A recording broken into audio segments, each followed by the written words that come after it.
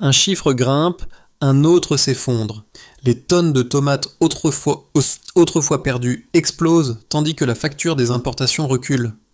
En quelques années, ce renversement discret a créé un écart inattendu entre ce que le Burkina Faso donnait au monde et ce qu'il parvenait réellement à garder pour lui.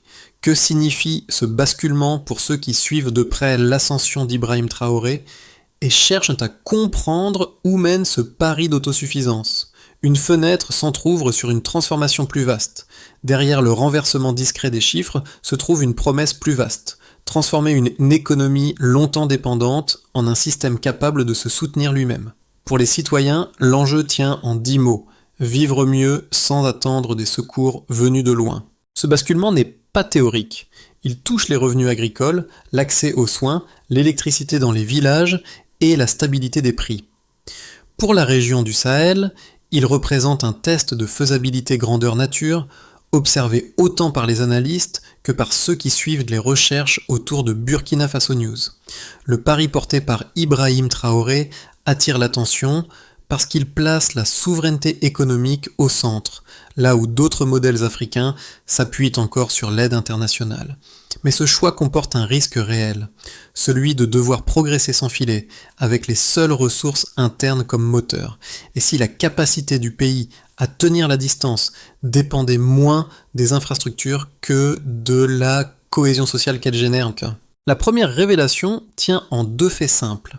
Avant la mise en service de l'usine locale, des milliers de tonnes de tomates étaient perdues chaque année. Puis, en quelques années, la production a basculé avec une hausse d'environ 40%.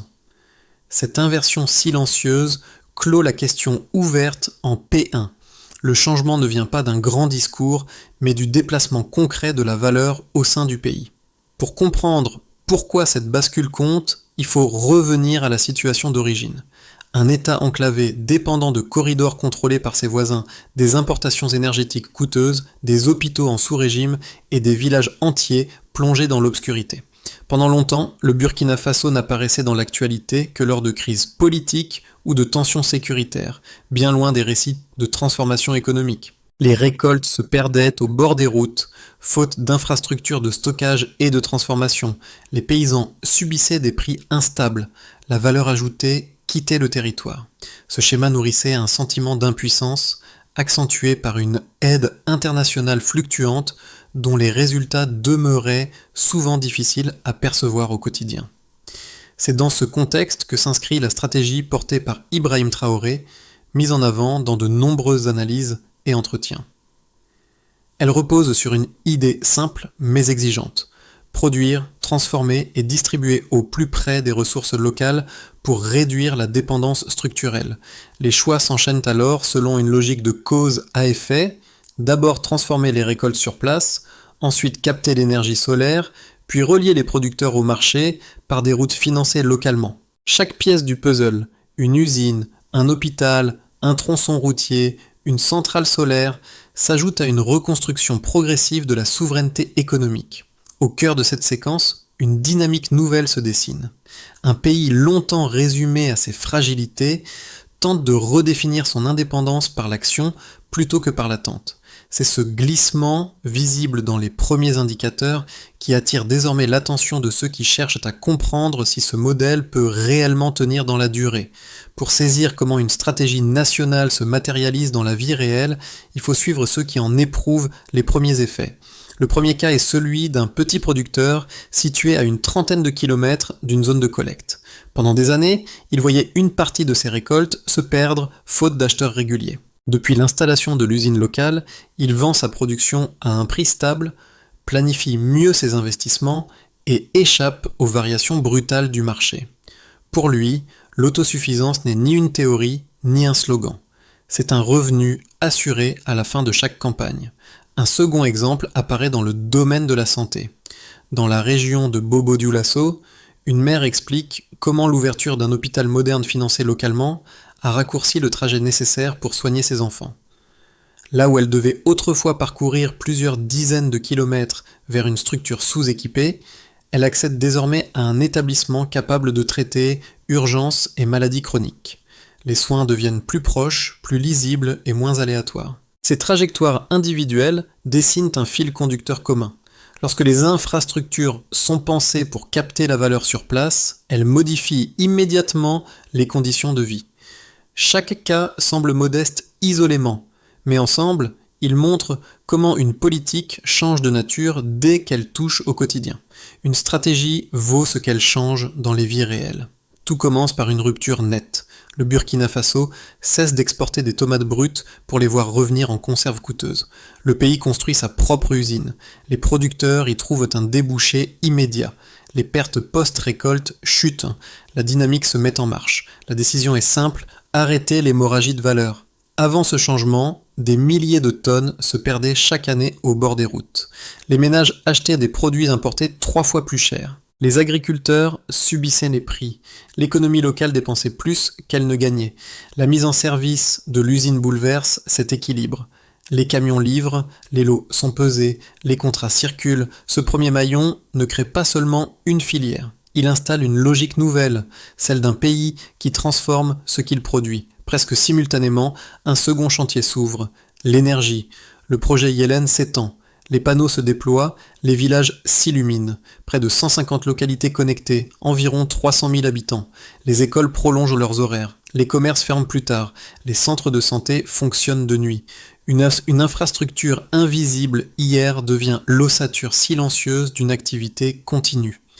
La dépendance énergétique diminue, les dépenses d'importation se contractent, les capacités locales se renforcent. Le message porté par Ibrahim Traoré dans plusieurs Ibrahim Traoré Interview trouve ici son premier écho concret. Maîtriser l'énergie, c'est reprendre la main sur le rythme du développement. La troisième vague arrive avec la route. Un projet autoroutier estimé à 500 millions de dollars relie le pays à la côte d'Ivoire. Les délais de transport raccourcissent. Le commerce grimpe d'environ 25%. Les marchés urbains reçoivent plus vite les produits frais. Les entreprises installées le long du tracé gagnent en visibilité et en clients. La circulation devient plus fluide, plus régulière, plus rentable. La Banque mondiale évoque une hausse d'environ 2% du PIB national liée à cet axe. Derrière ce chiffre se cache une transformation structurelle. Une nation enclavée se reconnecte au monde sans sacrifier sa souveraineté. Ces 3 séquences, tomates, énergie, route, forment la colonne vertébrale d'un mouvement plus large. Elles montrent de Surmount comment l'enclavement peut devenir un moteur, comment la rareté peut provoquer l'ingéniosité, comment une stratégie articulée peut transformer un territoire. Rien n'est instantané, rien n'est spectaculaire, mais tout s'additionne. Production stabilisée, énergie continue, mobilité accrue. Le pays glisse ainsi d'un modèle basé sur l'attente vers un modèle basé sur la maîtrise. Ce glissement bouscule les habitudes, redistribue les leviers, change les priorités. Et surtout, il nourrit une question essentielle pour la suite. Si ces 3 chantiers synchronisés ont pu transformer l'équilibre interne, que peut produire la même logique lorsqu'elle touche d'autres secteurs clés ? Les transformations engagées paraissent ambitieuses, mais leur solidité se mesure d'abord dans les chiffres qui reviennent systématiquement lorsqu'on analyse les résultats. Le premier indicateur concerne l'agriculture. Avant la mise en service de l'usine, des milliers de tonnes de tomates se perdaient chaque année, faute d'acheteurs et de structures de transformation. Cette donnée brute traduit l'ampleur du gaspillage et son impact direct sur les revenus ruraux. Après l'ouverture, la tendance s'inverse. La production de tomates affiche une hausse d'environ 40%. Cette augmentation signale un changement structurel où les producteurs ajustent leur volume parce qu'ils savent désormais que la demande locale est stable. C'est une progression qui montre une confiance retrouvée dans la filière agricole. La vente de produits transformés atteint près de 15 millions de dollars. Preuve qu'une partie de la valeur ajoutée reste enfin dans l'économie nationale. Cette montée de recettes illustre comment la transformation locale renforce les marges internes. Le second indicateur clé touche à l'énergie. Le projet Yellen connecte plus de 100 villages, soit environ 300 000 habitants. Le pays réduit ainsi ses importations d'électricité, un poste longtemps fragilisé par les variations de prix et les contraintes régionales. Les estimations évoquent une économie annuelle d'environ 10 millions de dollars. Ce chiffre ne se limite pas à un gain budgétaire, il reflète un changement de dépendance. Là où l'État consacrait une part importante de son budget à compenser les interruptions ou les achats extérieurs, il peut aujourd'hui réinvestir ses ressources dans des infrastructures locales. L'effet sur la vie quotidienne est immédiat. Écoles ouvertes le soir, vaccins conservés correctement, commerce fonctionnant de nuit. Cette nouvelle stabilité énergétique confirme la vision défendue par Ibrahim Traoré dans plusieurs analyses économiques.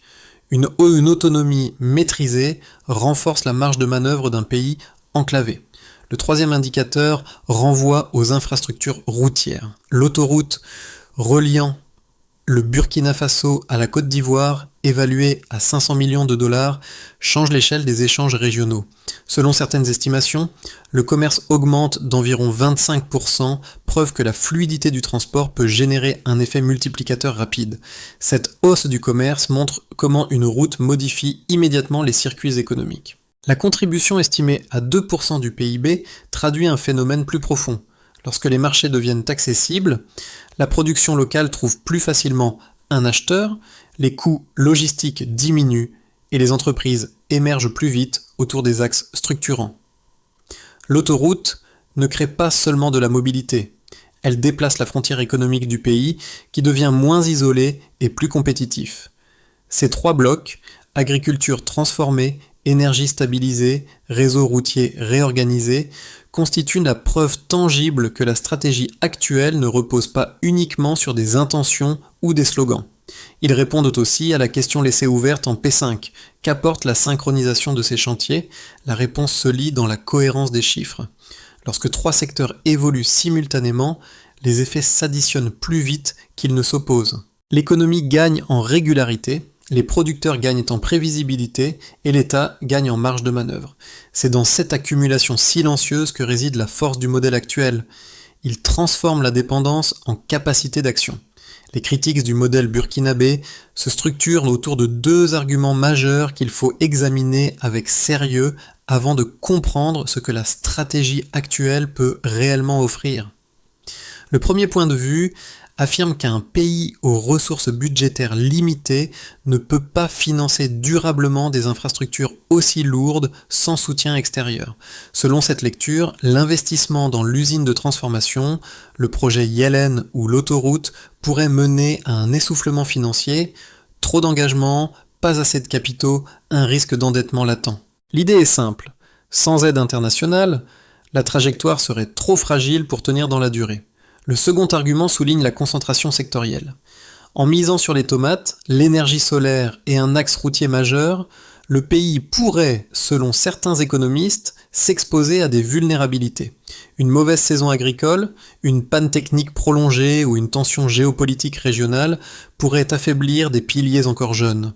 Ce scepticisme s'appuie sur une crainte ancienne, celle qu'un modèle trop focalisé s'effondre à la première secousse venue. Face à ces objections, les données issues des projets déjà lancés offrent un contre-champ instructif. L'usine n'a pas seulement créé une filière, elle a stabilisé des revenus agricoles longtemps volatiles, doublé ceux de nombreux producteurs et réinjecté une partie des recettes dans l'économie locale. Le projet Yellen n'a pas seulement allumé des villages, il a réduit une facture d'importation énergétique pesante, économisé environ 10 millions de dollars par an et permis à 150 villages de fonctionner de manière plus prévisible. L'autoroute ne concentre pas un risque, elle diversifie l'économie en facilitant l'émergence d'entreprises logistiques, de dépôts, de commerce et en contribuant à environ 2% du PIB. Ce cadre factuel montre que la stratégie ne repose pas sur un unique pilier, mais sur un triptyque où chaque élément compense les fragilités de l'autre. Autrement dit, loin d'être une aventure isolée, le modèle forme une architecture cohérente, stabilité agricole, autonomie énergétique et circulation régionale. C'est cette combinaison qui lui donne une résilience supérieure à ce que suggèrent les critiques les plus sévères. Une bascule discrète apparaît. Au milieu de la trajectoire, un détail souvent ignoré change la lecture générale. L'autonomie n'isole pas le Burkina Faso, elle le repositionne. Là où certains craignaient une fermeture progressive, les premiers effets montrent au contraire une capacité accrue à négocier, à planifier et à peser dans les échanges régionaux. Cette inflexion tient à une combinaison rarement alignée dans un État enclavé. Transformation locale, énergie maîtrisée, route ouverte vers un port stratégique. Chaque chantier renforce l'autre, créant un effet d'entraînement qui dépasse les estimations initiales. Les entreprises locales y voient une chance réelle de s'implanter durablement, tandis que les producteurs agricoles accèdent à des marchés jusque-là inaccessibles. Dans plusieurs analyses relayant des Ibrahim Traoré interviews, cette articulation est présentée comme le véritable pivot du modèle. Ce n'est pas l'autosuffisance pour elle-même, mais la capacité à réduire la dépendance tout en augmentant la marge de négociation. Le point médian révèle ainsi une logique nouvelle. Un pays longtemps contraint par sa géographie découvre qu'il peut réorganiser ses leviers internes pour élargir son horizon extérieur. C'est cette inversion silencieuse qui prépare les conséquences concrètes des prochains volets. Les conséquences visibles de cette stratégie se lisent d'abord dans les campagnes, là où chaque changement produit un effet immédiat. Pour les non-dents, NN, la transformation locale met fin à un cycle d'incertitude.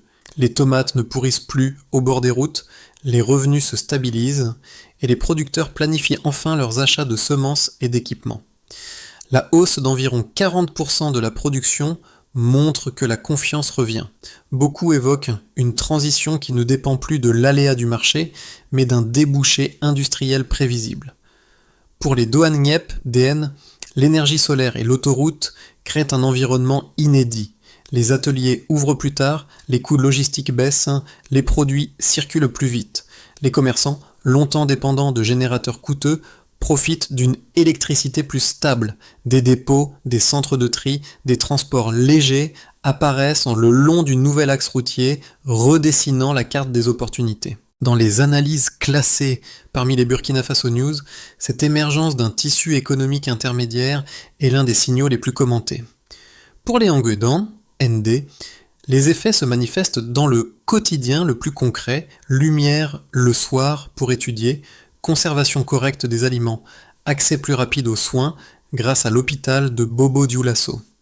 Les familles dépensent moins pour se déplacer, moins pour remplacer des produits abîmés faute de réfrigération, moins pour faire soigner des maladies aggravées par des retards. La baisse d'environ 15% de la mortalité infantile dans la région concernée ancre cette transformation dans la réalité vécue. Beaucoup y voient la preuve que les promesses portées dans les Ibrahim Traoré interviews ne restent pas théoriques. Pour les Kouvuk KV, l'impact se mesure à l'échelle régionale. L'autoroute vers la Côte d'Ivoire fluidifie les échanges, les produits transformés franchissent plus facilement les frontières et le Burkina Faso apparaît dans un nouveau rôle, celui d'un acteur capable de négocier sans se reposer entièrement sur l'aide extérieure. Les observateurs notent que cette évolution s'inscrit dans un mouvement plus large où plusieurs pays du Sahel réévaluent leur modèle de développement.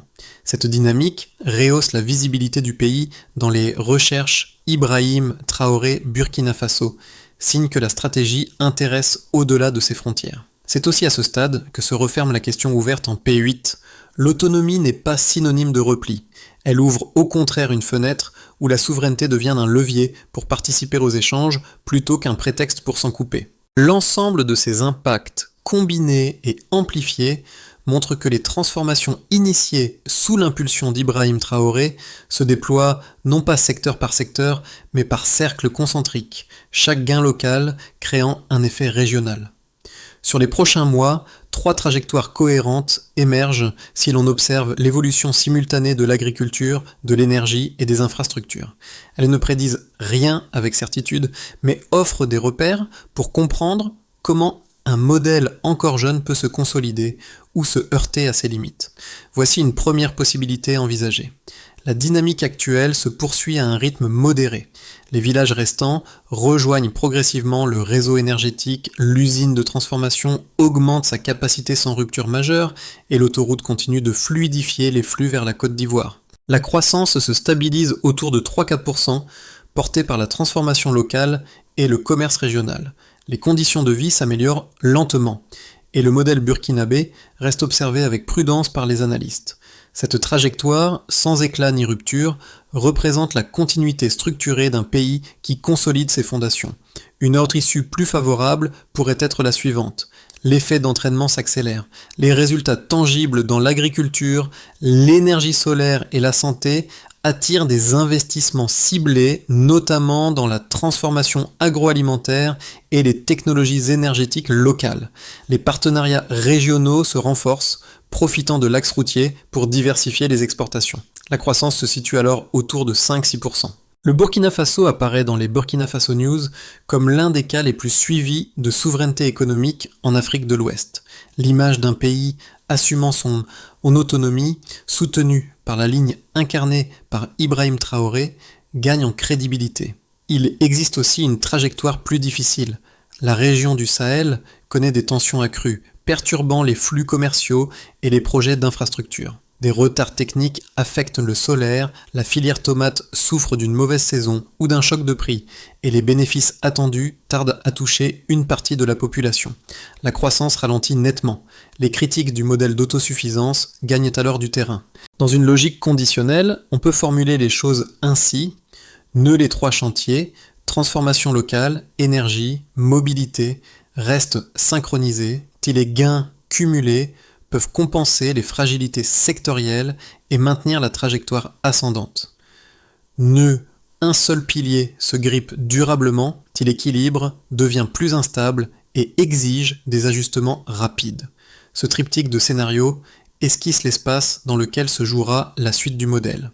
Même loin des centres décisionnels, les effets du modèle burkinabé rejoignent des trajectoires individuelles qui ressemblent peut-être à celles de nombreux spectateurs. Pour Nom A, Anguilla Odong va Jadine Tougnap Trombigne, les changements touchent d'abord au rythme quotidien. Lumière le soir pour étudier, réfrigération fiable, trajet plus court vers les soins. Ces améliorations réduisent des dépenses longtemps invisibles mais lourdes. Médicaments remplacés trop tard, produits alimentaires perdus, déplacements coûteux. Une petite marge gagnée chaque mois devient un espace de respiration. Goaigno, notez les postes qui ont baissé, transport, énergie, soins, pour mesurer concrètement l'amélioration. Pour Nom B, Goitre, le signal le plus fort concerne l'emploi.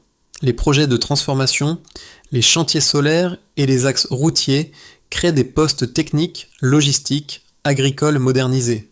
Là où l'exode vers les grandes villes semblait inévitable, certains voient désormais un futur local crédible.